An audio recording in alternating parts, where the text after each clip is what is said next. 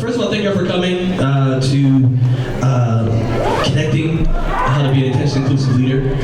The benefit that you all have, I think for both, actually, no matter if you did this session or our wonderful keynote speaker for the morning, is before we dive into some of the content, I wanted to see if there were any comments and or thoughts and or questions about what was just shared. Because sometimes, you know, as a speaker, you can share a whole bunch, but like you don't know if people have questions, if something really resonated with them. And so I wanted to just give you the opportunity to share like what you think of it, as well as if you had any questions and or any comments before we jumped into the material.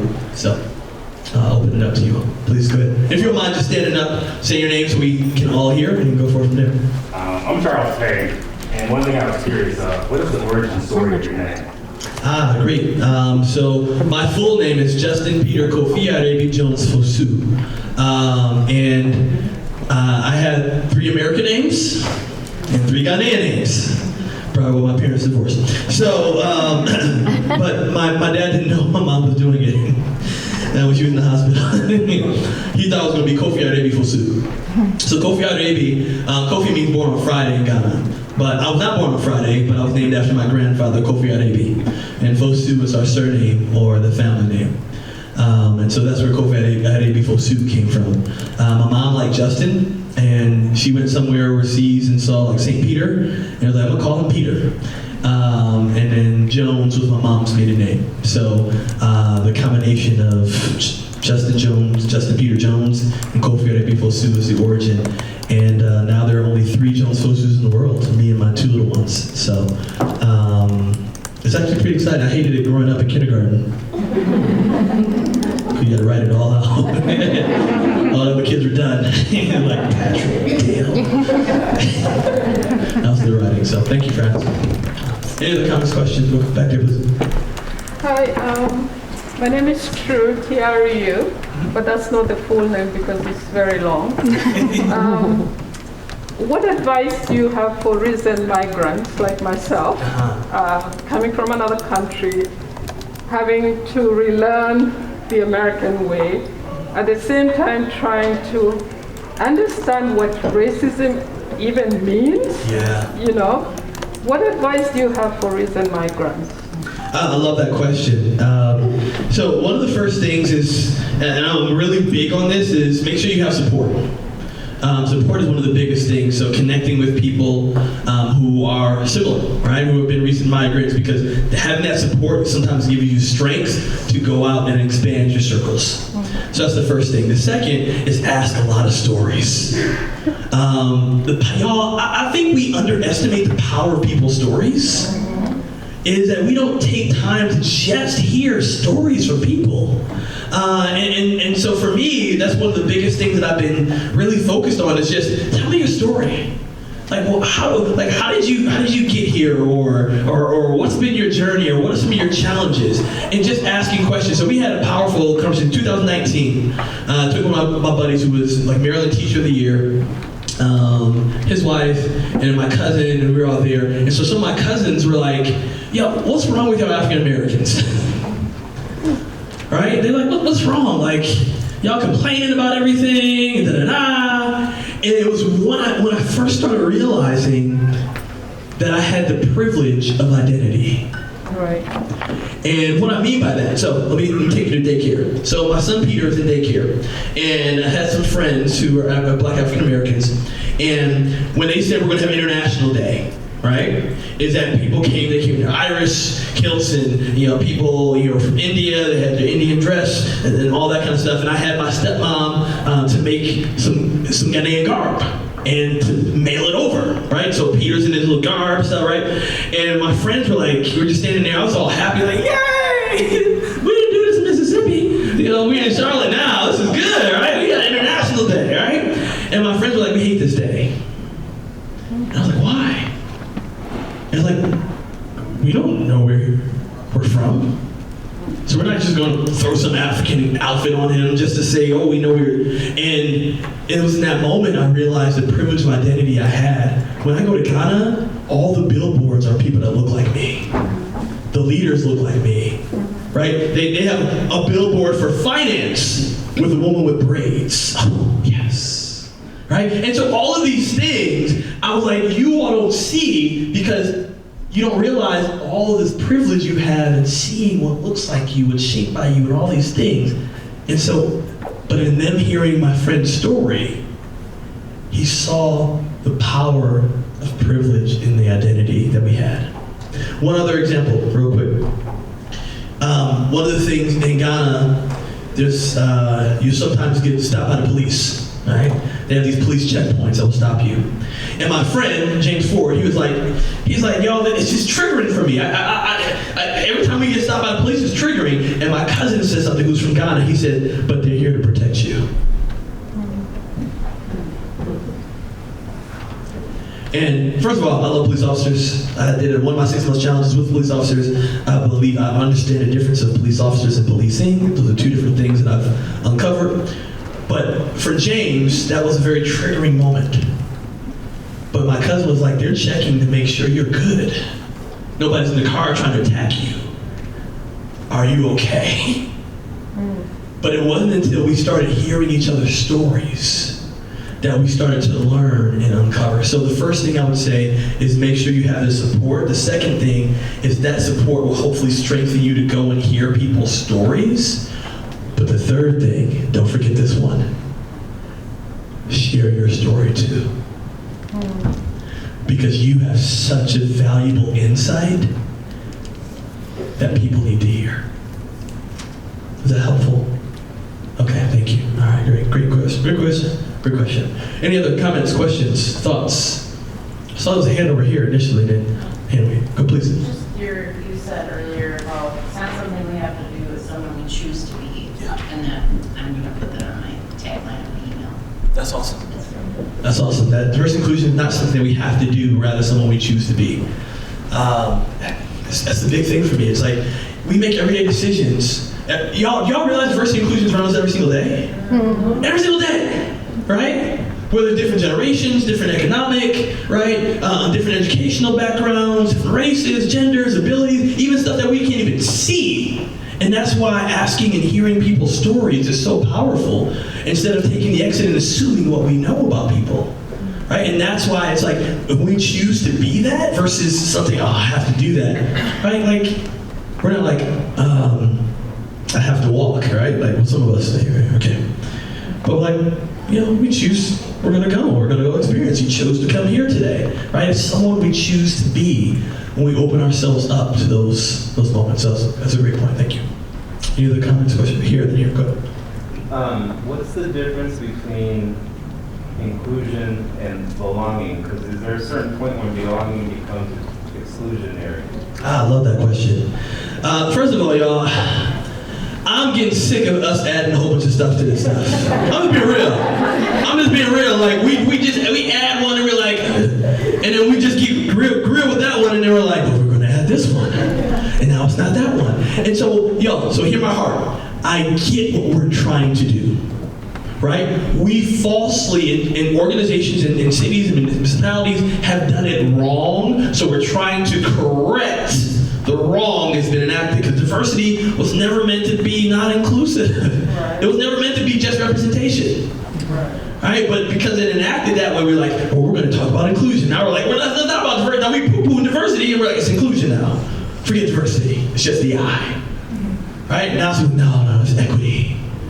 Right? And now it's belonging. So for me,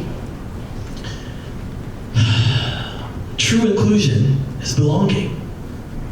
True belonging is inclusion. True diversity is inclusive and belonging to me. Right? Because I feel like y'all, don't get me started.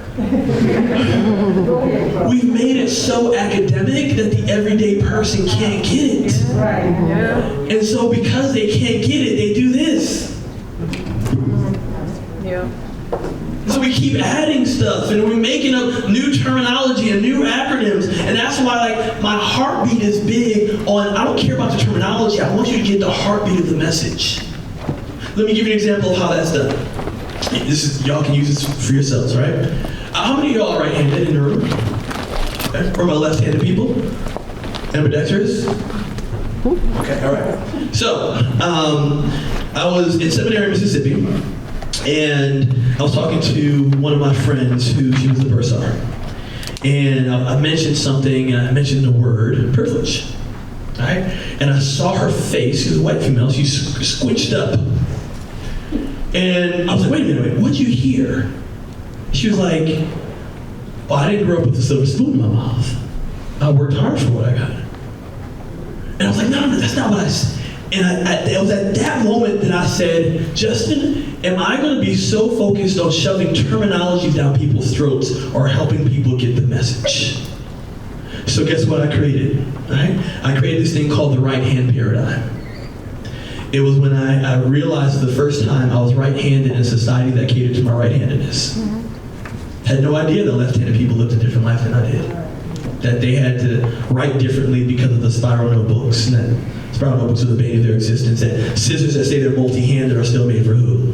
Right-handed people. That my business colleagues would get to dinner meetings early so they can sit on the corner so that they didn't have to bump into the person who's right-handed. Even in further research, I found out that left-handed doctors don't want to be performed on by other left-handed doctors because they didn't get the same tools and use of the tools during their training. And so they felt that other left-handed doctors probably didn't have that same opportunity. Yo, I'm right-handed and I'm proud. It doesn't make me a left-handed bigot, right? I'm not, right? But I had the luxury to not have to think about it. Because doors were made for me, cabinets were made for me, and the scissors were made for me, and all these things were made for me that I didn't have to think about it. And I challenged myself, said, Justin, where else are you right-handed in a society that caters to your right-handedness? What other luxuries do you have that others may not have that same luxury? So how can I lend a hand, pun intended, to those? So guess what? When I do my sessions and I have handouts, guess where the binding is? On the top. One small way. Left-handed people come up to me, thank you so much. For once, you see me, right? But if I didn't say the word privilege before I introduced it, I just described privilege without telling you that I said it. And people come up to me like, I got it. Thank you. Because sometimes terminologies become so explosive or we're getting so academic to defining it and what's the textbook definition, but it's really the essence of it. So I come back to say, for me, true inclusion is belonging. It's where, right, like, and if we had to slightly differentiate it, yes, he included me to dance, right, when I dance. But not only was I included to dance, I was supported while I was there. And that's the essence of belonging that's there. But it's never, inclusion is never meant to be just, you can come, but we're not going to support you. That's not what it was intended to be. So that's why I don't differentiate it as much. I know that I muddied up the water. I apologize. But like that, it's my heartbeat to get away from some of the academic nature of diversity and inclusion. Like let's leave academia to the academics. If we really want to help the majority of people who are everyday people, we have to be able to relate it to people in ways that they can get without giving them a whole dissertation of how to get it. Yeah, please. So my name's Leah. The thing that stuck out for me in self-reflection is the difference between welcoming and inviting. Yeah. I believe I'm a welcoming person, but I don't always invite. Yeah. And so that for me was like something that I know I need to work on and reflect. Thank you for sharing and being honest. Y'all, I love y'all so much. You know how powerful vulnerability is? Mm-hmm. Especially for those of us who do this work. Like, the number one thing is like, let's be vulnerable. Because in my sessions, one of the things that people have shared that they've appreciated is that I let people know I still make mistakes. And I just don't tell you, I tell you some of my mistakes, right? I tell you some of the issues and things I still struggle with. Because it opens up people to be able to say, oh, I struggle too. The powerful phrase, pretending isn't progress. And we've made a lot of people feel like they have to pretend, like they know it. Oh, let me ask you a question. Ooh, see, y'all looked at me like that with that sense of judgment. Have you ever pretended like you knew something that you really didn't? Somebody asked you about the movie. You're like, you seen that movie? You're like, yeah, I love Hey, like, what's your favorite part? The opening credits? Like we sometimes will pretend as if we know things because, we don't want to seem like we're stupid, or we don't know, or we're ignorant, because our society minimizes that. I love when people say, hey, do you know such a no? Do you know such a no? Right? And they have to now explain it, but guess what? While they're explaining, I'm learning. And I value learning more than them having a false perception that I know what they're saying.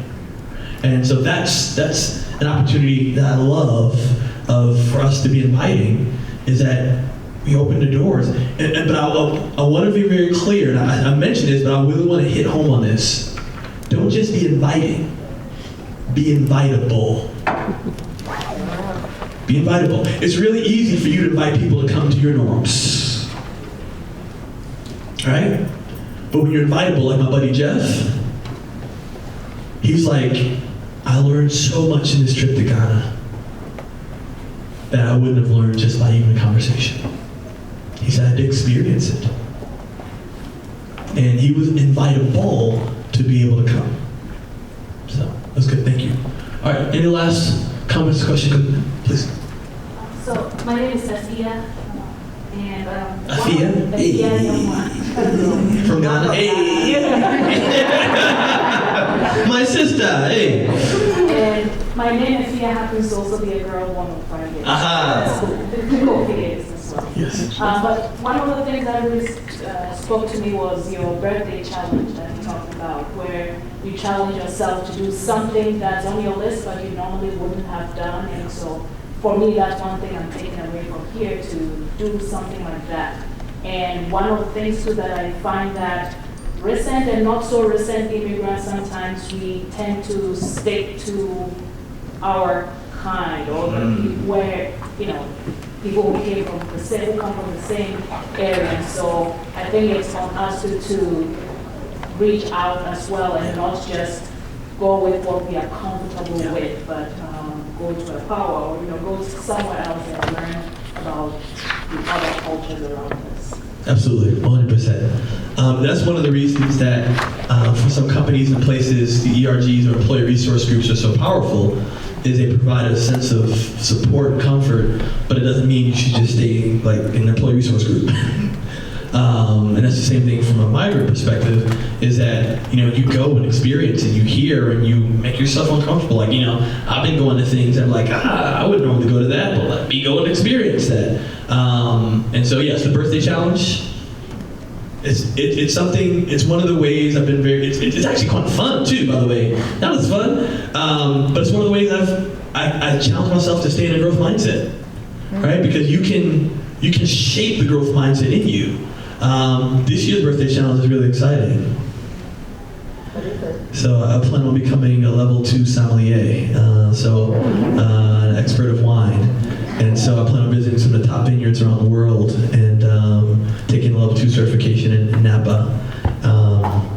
And just studying and learning on wine, and then coming back home and doing like international wine tasting for friends and family.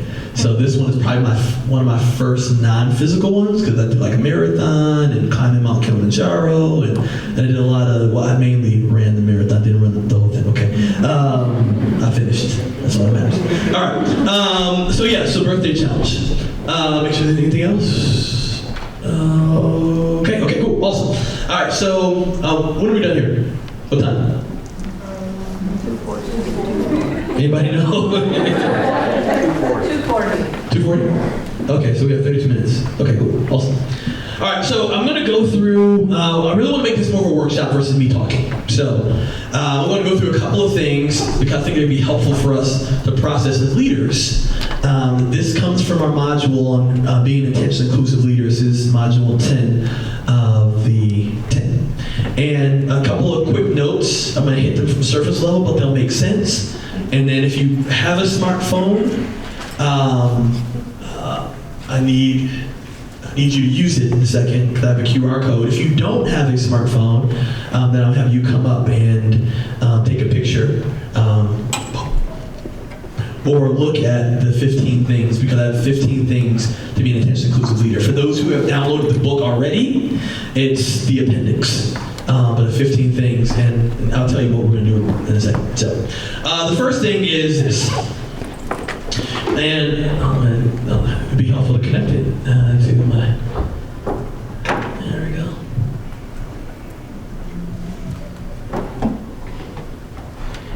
It's moving from an open door policy to an out the door policy. So for leaders, the intentionally inclusive leader, and the reason I use intentionally because it takes intentionality, is, you've heard of the open door policy, I'm sure. All right, open door policy. If you need me, I'm here. The door's always open. But the challenging leaders to move from an open door to an out the door policy. Instead of waiting for people to come to you, what if you went to your people? All right.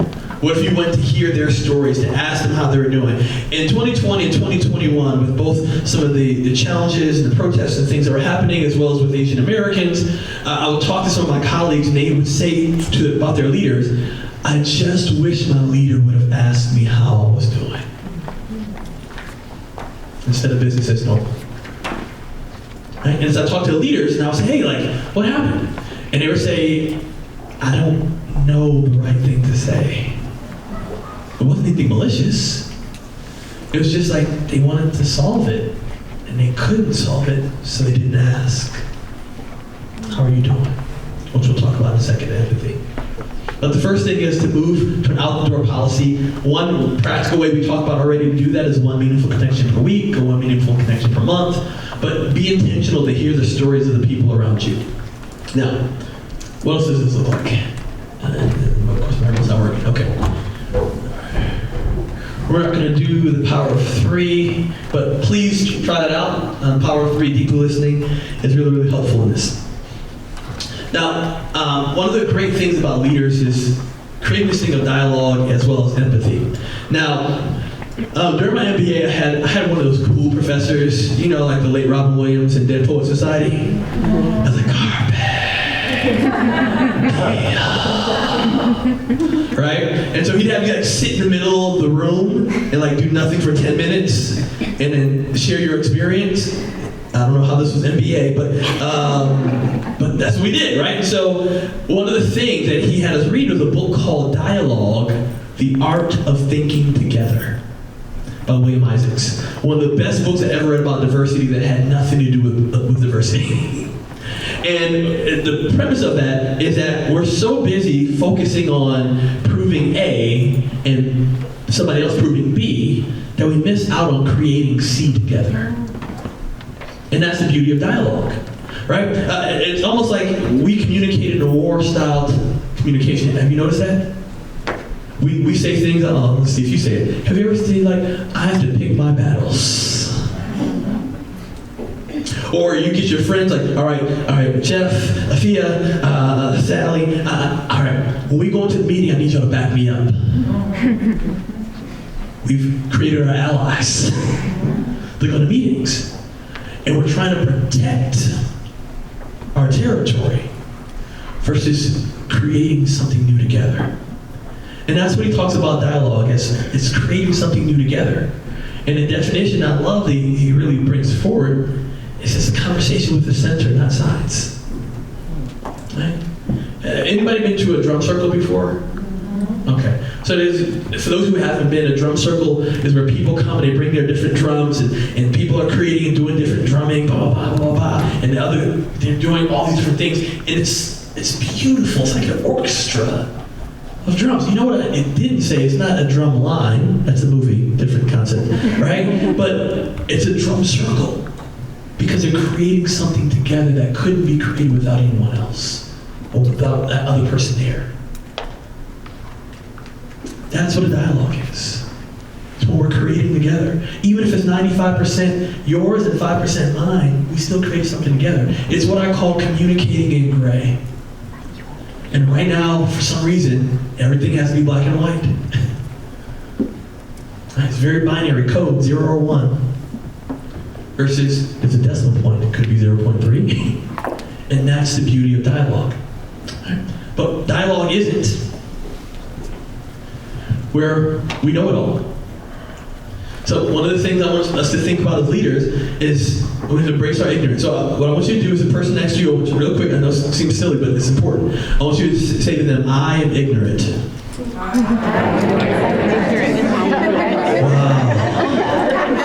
Your company would never say that. We've made ignorance a bad word. Ignorance just means you don't know something yet. That's the power of the yet or not yet. Right? And what I've understood so powerfully is that because we won't embrace our ignorance and not knowing something yet, we never learn it, and therefore we pretend, like we talked about earlier.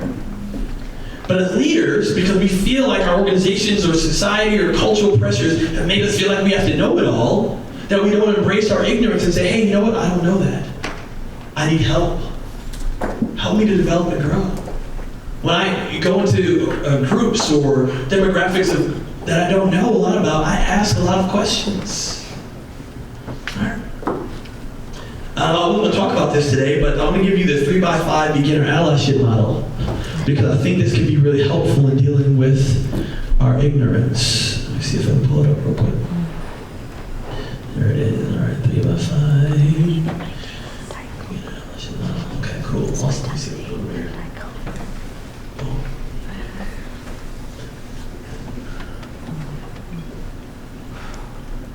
Yeah. So one of the things we do in allyship work, one of our modules is on advocacy and allyship. And I noticed that people just didn't have a place to start. They wanted to be better allies and learn about people. They just didn't know where to begin. And so we create this. You're not certified as an ally, by the way, when you finish this, okay? But we said, talk to 3 people, read 3 books, watch 3 movies, engage in 3 podcasts or videos, and read 3 journal articles as a foundation of learning, so that you can learn about a group that's different than you or that you want to better understand. Now, in the research, one of the things that they found is that there are 2 points where people don't learn. Point 1, when they think they know absolutely nothing. And point 2, where they think they know absolutely everything. So what would it look like to say, hey, I want to learn more about those who are differently able, who have disabilities? Right? And you may really pick one, right? It could be those who are sight impaired, it could be those that are from a hearing perspective, whatever that may be, and say, let me talk to 3 people, have conversations, hear their stories, their perspectives. Now, when I talk to people, guess what? I go into it and embrace my ignorance. Talk to my buddy Jeremy, who's sight impaired, right? Wrote about him in the book. He's a blind golf champion.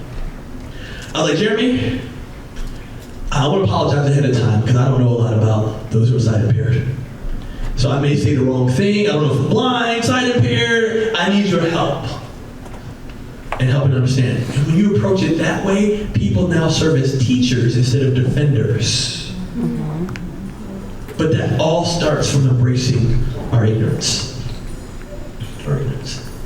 The second thing I want to really call out is this one about listening, not to leverage, but to actually learn.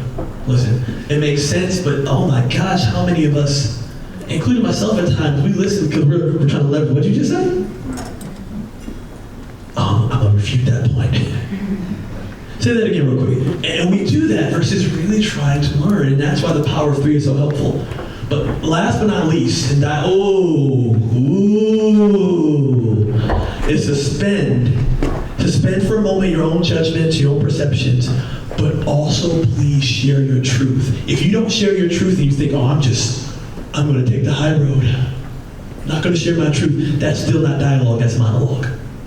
Because it's just that person sharing. True dialogue is when you share your truth. Let me give you a challenging example for me. So, for those who know me, I've been really leaning into being a better advocate for women in the workplace, right? Really learning, doing web sessions, talking to people in my community, and I posted some time ago to my LinkedIn community. I asked a question, said I'd love to hear from my women in my LinkedIn community how men can be better advocates for women in the workplace.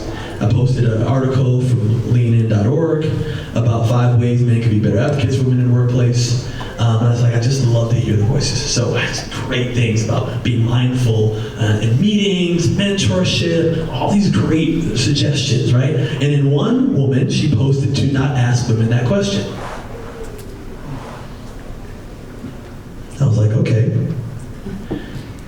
thank you for sharing. I said, are you saying that men shouldn't ask women how they can be better advocates for them in the workplace? Similarly to how some people say you shouldn't ask black people how you can be better for them in the workplace. And she said, absolutely. You shouldn't ask the marginalized how you can be better. I said, okay. Thank you for sharing. And it's like, for clarity, where I could have said is that not everyone is expected to share. But I typed this, and y'all, I was terrified to type this. I said, I respectfully disagree. So, because me as a black person, I don't mind sharing how you can be better for black people in the workplace. Not everybody's expected to share. And that's where I think I could have been more clear in the message of, hey, you don't feel pressured to share. Because not everybody, but there's a lot of people, she almost just denied 17 comments of people who shared their perspective. But I was terrified because I didn't want to come off like, is this mansplaining, right? Am I taking her comments seriously? I mean, I was really terrified on how, because I wanted to lean in an effective way. And she was like, we got to a place in resolution, and she was like, thank you for hearing my perspective. But I honored her in that, in hearing her perspective and realizing there's something else I could have added, but I still shared my perspective. That's dialogue too. I suspended for a moment, but I share. And often, too often I find for leaders, we're so scared that we're still allowing monologues. It's just going this way. But we learning, my next kind of concept and book that's coming out is called I Respectfully Disagree. Because I feel like we haven't learned how to disagree with each other anymore. So dialogue. Next piece, empathy. Empathy. Why is empathy important? Why is it important? Well, I give you study after study after study that shows why empathy is needed for global leadership, not just U.S.-based leadership, but global leadership. It shows. But a lot of leaders lack empathy skills. Now, let me describe it this way. So, that's a little baby Gerber model. I'm joking, that's me and my dad. And you can kind of tell the era this was taken in. Yeah, okay. And I love this picture. But what most people have no idea is that I didn't grow up with my dad in my life. Well, my parents divorced when I was 4. I'd see my dad every other weekend, and then it became 1 weekend a month, and then the times became 2 or 3 years where I didn't see and or talk to my dad. And when I was younger, I kind of swept it under the rug. Yeah, it's cool, But then I got older, it really started bothering me, right? And so in 2019, I was going to go and confront my dad, right? I don't know if any of you have seen that episode from Will Smith, not this slap, but the episode from Fresh Prince of Bel-Air where his dad came back into his life. Mm-hmm. Yeah. And he was really excited to spend time with his dad and hang out with his dad. He was going to go on the road with his dad as a trucker, and his dad did what his dad did. He left and told Uncle Phil, hey, tell Will, I love him, and I'll see him next time I come. So Uncle Phil tells Will, and Will's like, it's cool, I'm going to get married without him, I'm going to learn how to change a tire without him, I'm having kids without him. And in an unscripted moment that most people have no idea was unscripted, he falls into Uncle Phil's arms and says, why didn't he love me? All right, I get goosebumps every time I see that episode. And sometimes I cry. Because that's what I was going to go do. I was going to go confront my dad and ask, why didn't he fight for me? Why didn't he love me? Why didn't he show up for me in a meaningful way? And fortunately, I had a really good therapist and a really great leadership cohort that challenged me from going to confront my dad to going and hearing his story. If you have never asked your parents their story, please take a moment to do that, or abuela, or guardian, or people important in your life. So we sat down in Kumasi.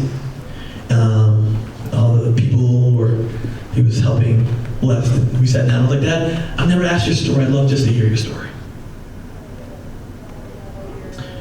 And I learned a lot.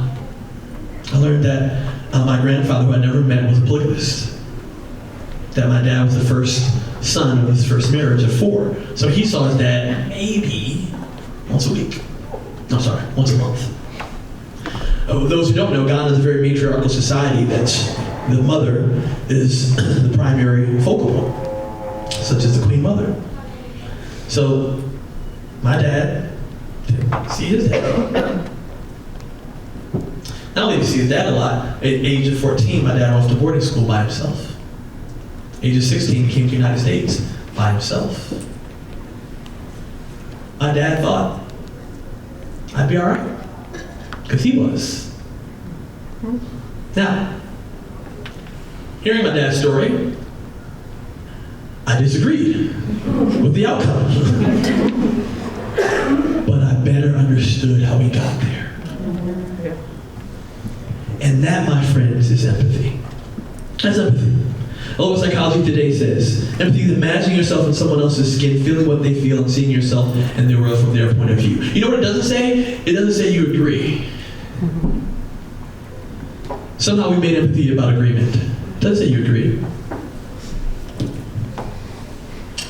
I saw how my dad got there. I tried my best to put myself in his position, his skin, and I saw how he got there, even if I disagreed with it. But what empathy isn't.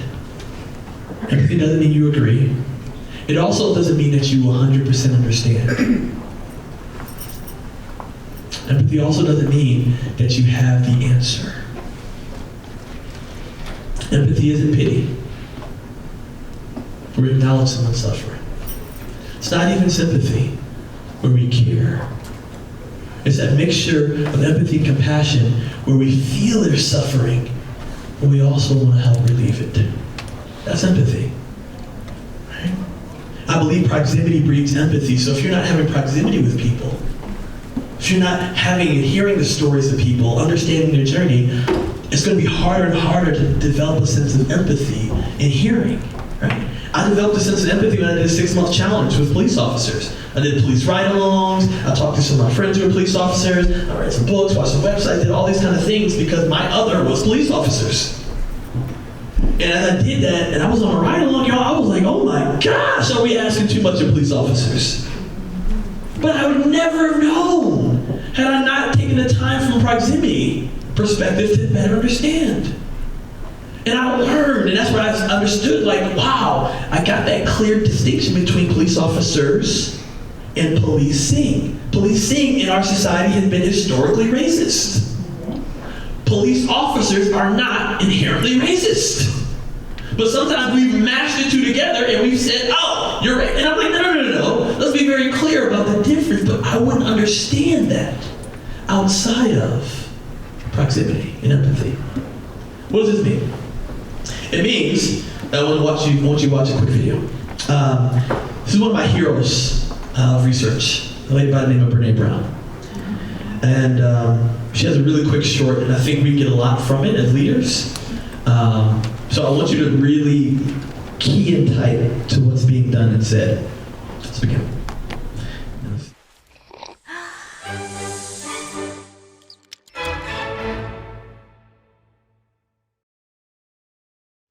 So what is empathy, and why is it very different than sympathy? Empathy fuels connection. Sympathy drives disconnection. Empathy, it's very interesting. Teresa Wiseman is a nursing scholar who studied professions, very diverse professions where empathy is relevant, and came up with 4 qualities of empathy. Perspective taking, the ability to take the perspective of another person or recognize their perspective as their truth. Staying out of judgment, not easy when you enjoy it as much as most of us do. Recognizing emotion in other people and then communicating that. Empathy is feeling with people. And to me, I always think of empathy as this kind of sacred space when someone's kind of in a deep hole and they shout out from the bottom and they say, I'm stuck, it's dark, I'm overwhelmed. And then we look and we say, hey, you can climb down. I know what it's like down here, and you're not alone. Sympathy is, ooh, it's bad, no, you want a sandwich?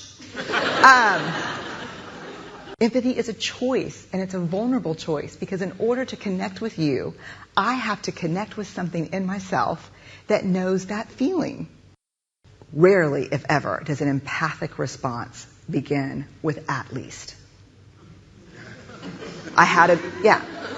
And we do it all the time. Because you know what? Someone just shared something with us that's incredibly painful, and we're trying to silver lining it. I don't think that's a verb, but I'm using it as one. We're trying to put the silver lining around it. So, I had a miscarriage. Oh, at least you know you can get pregnant. I think my marriage is falling apart. At least you have a marriage. John's getting kicked out of school. At least Sarah is an A student. But one of the things we do sometimes in the face of very difficult conversations is we try to make things better. If I share something with you that's very difficult, I'd rather you say, I don't even know what to say right now, I'm just so glad you told me. Because the truth is, rarely can a response make something better. What makes something better is connection.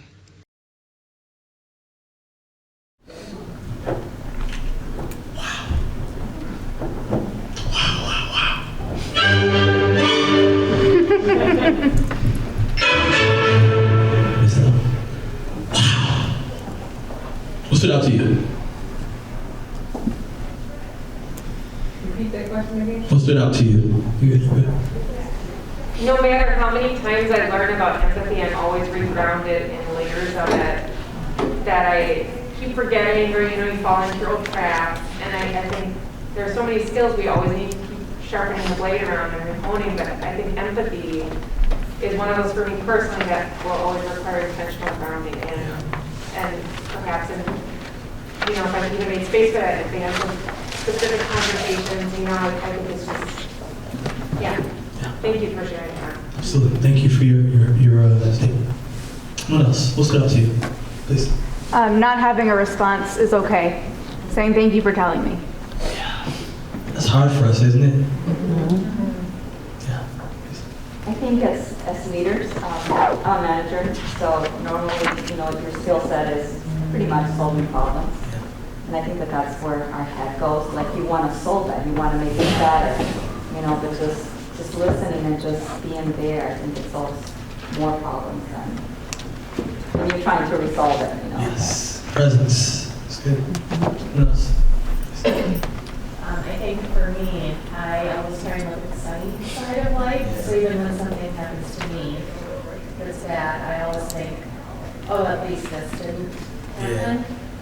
So that was, I think you can also be empathic toward yourself. Yes. Then too. And to other people. Yeah. And let yourself be whatever. So it's fair. Yeah. We can be kinder to ourselves. See, let me tell you where I messed up. So, I have a buddy, best friend from college, Jordan Rice. Unfortunately, his wife died at the age of 29 years old from a very rare form of cancer, cardiac angiosarcoma, cancer of the chest.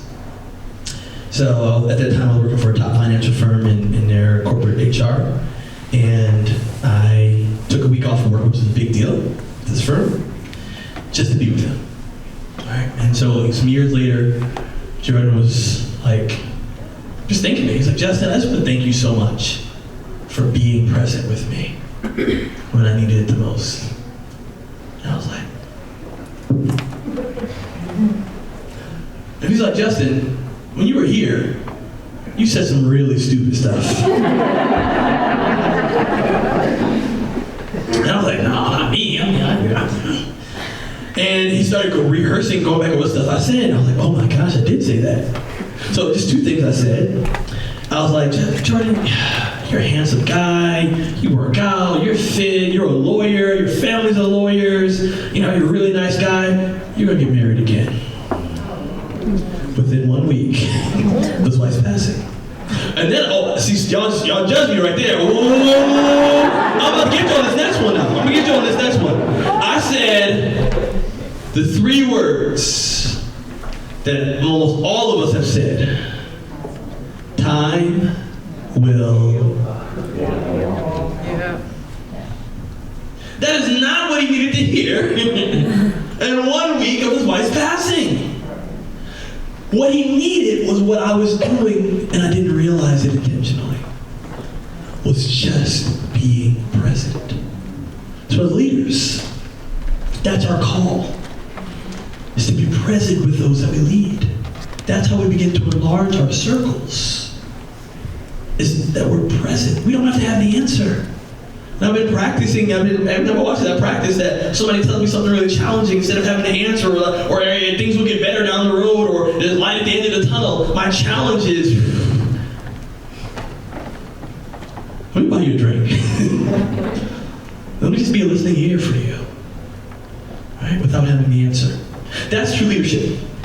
And there are 3 types of empathy, and we won't dive too deep into them, but there is a cognitive, an emotive, and a compassionate empathy. Cognitive empathy is where you can get it mentally. Emotive empathy is almost like, what's your name? The bald-headed brother? Jeff. Another Jeff. All right, you gotta go down. Okay. And so it's almost like I see Jeff crying, and I walk in, I have no idea why he's crying. I'm like, I don't know why you're crying, Jeff. But I'm crying too, man. Like that's emotive empathy. It's not connected to anything but from these emotions. But the compassionate empathy is where we cognitively get it, we understand, we feel it, but then we want to help them relieve it. Not solve it, very different, but we want to be a part of the relief. So what does that look like for us? Let's stop asking, is the glass half empty and half full? Let's fill the glass. I hate that question. Is the glass half empty or half full? Fill the glass. Take the pitcher and put more water or tequila or vodka, all clear, and fill it, vinegar if you don't drink, right? And because that takes action. So what I want you to do in our remaining time is 2 things, or 3. 1, I love the business case. We talked a little about it today. I'm not a fan of the business case. Let's be real with y'all. We've had the business case for decades and we still haven't made meaningful progress. So is it the business case that's wrong, or is it us as people that's wrong? I still believe in the business case. I think it's dope. But I don't want you to hire someone who's marginalized or underrepresented because it's going to help you increase your profits. Or help you make better decisions. Oh, we need to hire more women on our board because it helps us make better decisions. Yay! What if you hired them or brought them onto your board because they are qualified, dope, and can add immense value because they are human beings? That's the humanity case. That's what I'm after for people. So 1, as leaders, the business case is great. It's awesome. Some people need it. But the humanity case is much better. Change management. A lot of times we go into D&I with just, you need to get better. But we don't think through how people change. There's a lot of great things from John Cotter and things that are great around change management. One of the best change management models that I have loved and used is simple but practical. It's called ADKAR by a group called ProSci. And ADKAR stands for, it's an acronym, it stands for awareness, desire, knowledge, ability, and reinforcement. But normally we start off here when we're working with people, even as leaders. But we haven't done the awareness. Why is there a need for a change in the first place? We haven't cultivated the desire. What's in it for me, or why is this necessary? But we start with knowledge, ability, in terms of do they have the resources and our training to be able to change. And last but not least is the reinforcement. You know what? This is powerful. So my first job out of college, I worked as a store manager for this little known French store named Target. And while I was at Target, it's Target for those who didn't get that. Target, what is it, French? While there, they preached and really talked a lot about collaboration and cohesiveness. And so they said, when you're a leader on duty, your store manager is supposed to walk around the whole store, make sure everybody's section is great. And that sounded really good, except for they never changed our compensation. We got our bonuses based on how our area did. So guess what? When things got busy, where did people go? Their area. It wasn't reinforced. So perhaps even in performance evaluations, are you asking questions about how empathetic or inclusive or how people are engaging others? How are you reinforcing? Now, last thing I want you to do is, for those who have smartphones, if you don't have one, figure out a way to send you the PDF and just give me your email address. It's also in the book at the end in appendix. But if you pull up your smartphone and the camera mode, and it should be a little pop-up, it will take you to the PDF of the 15 tips of intentionally inclusive leaders. The 15 tips of intentionally inclusive leaders. And it's some really good stuff. And what I really want you to do, this is your homework, is I want you to pick one. Not all 15, you'll be overwhelmed. It's like how I go into Barnes & Noble's. I go in there overwhelmed, like, oh my gosh, I need to learn so much right now. So just pick one. Right? Read through the 15 before you leave today or when you get home. Let me know if you have any issues getting it. Okay. If not, I'll make sure I just email you the PDF. But there's 15 tips on there. And there's one that I want to end with. And this tip is called believe the best of your people. Believe the best of your people. In 1968, there was a study done by Rosenthal and Jacobson. And what they did is they looked at a group of teachers. And with this group of teachers, they gave them a list of their most gifted students in their classroom. Right. At the end of the year, it made sense. The students who were on the list, the most gifted, they performed the best. Makes sense because they're the most gifted. Aha! They chose a list at random. They had no idea who the most gifted students in the class were. But they noticed three things from teachers. One, when the students weren't performing as well as they should have, the teachers asked what could they do better? How can they get better? These kids are on the gifted list. There's something wrong I must be doing. As leaders, we often believe the worst in our people and we start treating them that way versus believing the best in them. Think of every person that you lead as the best employee you've ever had. Because often, they find you start treating them that way. Two other things that they found. When they weren't performing, the leaders charged it to, when the gifted students weren't performing, they charged it to their effort. And they challenged their effort. You're better than this. You can give a better effort. I believe in you. You're on the gifted list. But when they weren't performing, the students who weren't on the gifted list, they charged it to their ability. They couldn't do it, so they didn't challenge them. If you think that your person's lazy, you're probably not going to give them things that prove they're not lazy. Right? If you think that they just don't get it, you're not going to help them to get it as leaders. That study has been redone, not just in 1968, but recently, and been proven to be how you think about your people will likely be how they become. So that's just one of the 15 tips. But it's a powerful tip because now you're with my employees both here and I have a business in Ghana. Like, I believe that they're the best employees in the world. Right? And I think about it and I say that to myself. And to them, you're all the best employees in the world, even when they're underperforming, because I realize, one, what can I do different first? How can I be a better leader, shift how I lead? Or two, how can I help you to cultivate the best effort you've ever given? Because you can do it. That's leadership. Not perfect, y'all. I'm still learning. I still make mistakes. I'm trying my best to lead with empathy, have a greater sense of dialogue, and those are ways that enlarge my circles. So, I'm going to give you my information. If you have any questions, you already saw this stuff. Reach out to me. I'm Justin at workmeaningful.com. Know some people asked me about Ghana. If you type in acctours.nyc, my cousin who used to live in Ghana, Akosua, she organizes a lot of the tours and things. So, yeah, I know some people asked me about Ghana. acctours.nyc. She takes people to sub-Saharan Africa. We have the same vision to dispel the myth that people have about the continent of Africa. So we show people the rooftop bars, the jazz clubs, the wonderful nightlife, the great resorts, and we don't go and serve. We're not helping the less fortunate. Because when I went to Ghana in 2019, people asked me 3 questions. Why? Are you going on missions? Or are you going to safari? You know when they didn't ask me that? When I was telling them I'm going to Europe. Right.